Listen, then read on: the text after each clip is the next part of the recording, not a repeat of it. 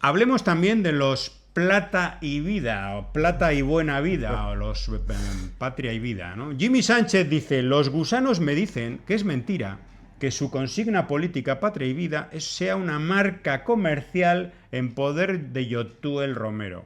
Bueno, pues aquí se los demuestro.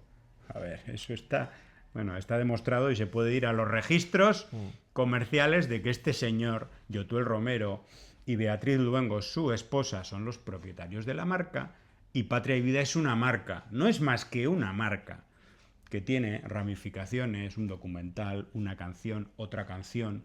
Es un negocio, es un negocio. Yotuel prohíbe utilizar el eslogan Patria y Vida en los uniformes del equipo de FEPCUBE, que fue una especie de engendro que trataron de hacer una especie de federación de beisboleros independientes cubanos en Miami. Rapero cubano Yotuel explica por qué prohibió al equipo de béisbol citado usar el nombre Patria y Vida.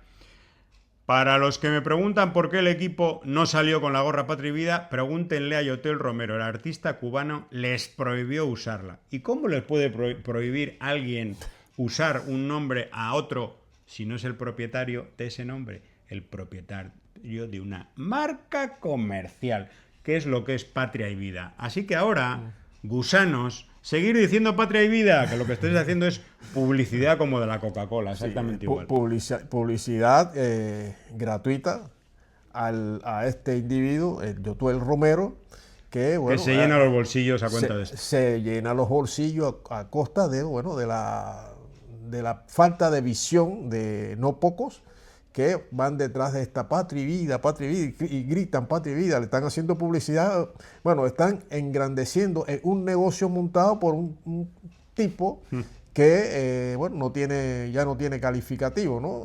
Y lo pasean por todos los platós de televisión, por una persona que ha mostrado también un nivel de ignorancia en temas como la... Analfabeto total. Sí, una ignorancia y un analfabetismo muy, muy notable. Pero aún así, como sirve a los intereses de la potencia imperialista que estamos y tenemos que mencionar y tenemos que condenar también en todas sus políticas, pues él es un servidor, un tonto servidor de la política criminal del gobierno de Estados Unidos para con Cuba. Esa Cuba que un día lo vio nacer.